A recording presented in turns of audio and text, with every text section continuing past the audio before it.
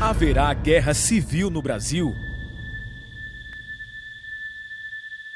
Brasileiros patriotas, divulguem esse vídeo com as palavras do general do Exército e ex-chefe do Estado-Maior do Ministério da Defesa, Rômulo Bini Pereira. O artigo foi publicado no tradicional jornal de maior circulação de São Paulo, o Estadão, de 2 de abril de 2016.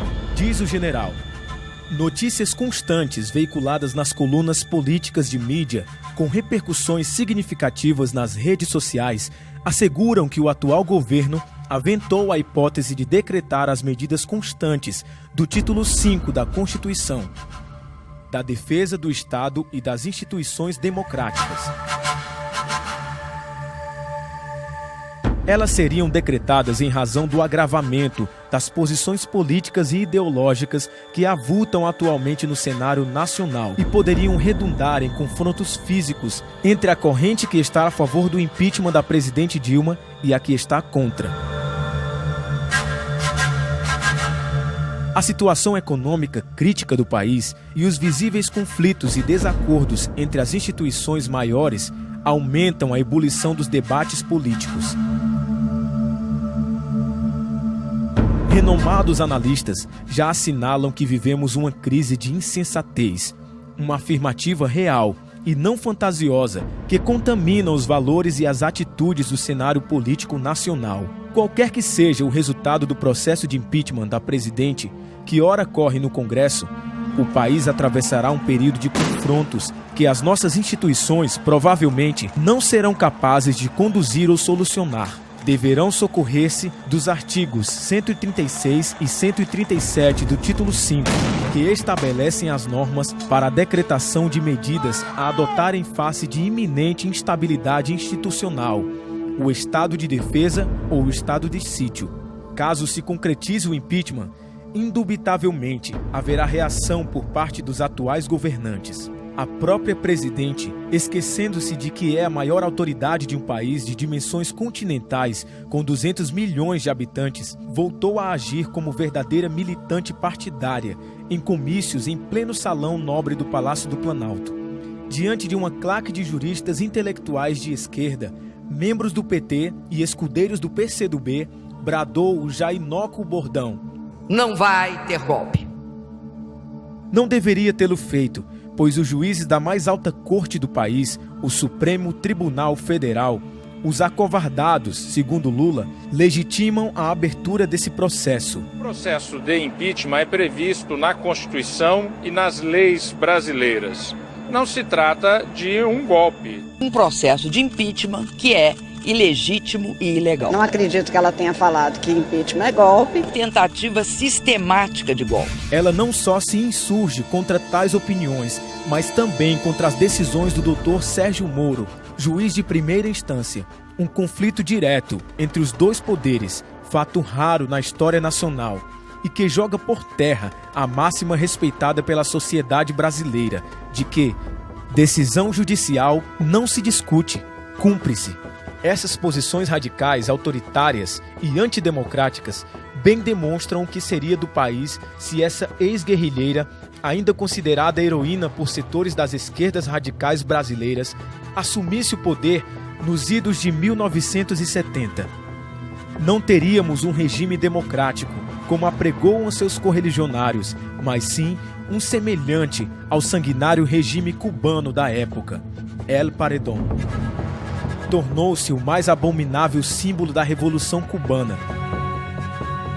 Fidel Castro, ícone maior das esquerdas latino-americanas, acabou de dar ao mundo um exemplo de fanatismo ideológico, publicando um artigo no jornal oficial do Partido Comunista Cubano, Granma, desaprovando a visita do presidente americano à paradisíaca ilha de Cuba.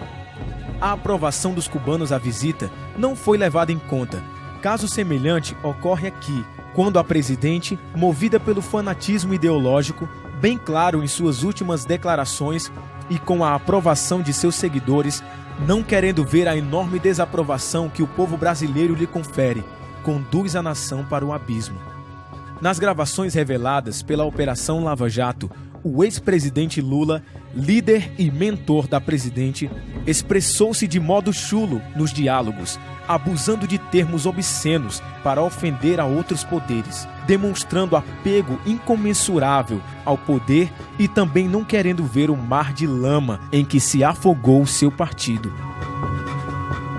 Para reforçar o tema deste artigo, é preocupante o efeito de seus discursos a sindicalistas e membros de movimentos ditos sociais e organizações estudantis, porque o que diz aumenta a agressividade que lhes é peculiar.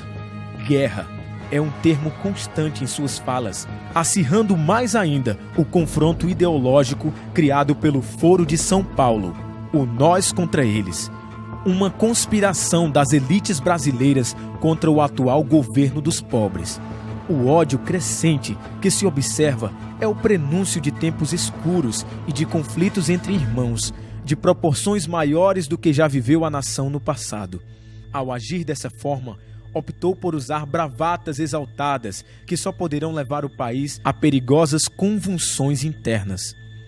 Nesse contexto, se forem adotadas as normas do Estado de defesa ou de sítio, as Forças Armadas serão empenhadas. Os militares da ativa e da reserva, bem como a maioria dos cidadãos brasileiros de bem, não mais aceitam o jogo político praticado e que está destruindo a maioria das instituições. Também não mais confiam em falsos paladinos que habitam o noticiário e posam como grandes orientadores da sociedade brasileira, mas que, na verdade, só a contaminam. O Conselho da República e o Conselho de Defesa Nacional, assessores diretos da Presidência da República na adoção dessas medidas, são autoridades do governo e dificilmente decidirão de modo contrário aos seus interesses. Se assim acontecer, o interesse nacional será secundário. Então, como agirá o militar de qualquer nível hierárquico no cumprimento de missões oriundas e determinadas por esses preceitos constitucionais, se as considerar ilegais e consubstanciadas a velados interesses de um jogo político? Como aceitaria cumprir um ato que julga ilegal dentro de uma missão legal?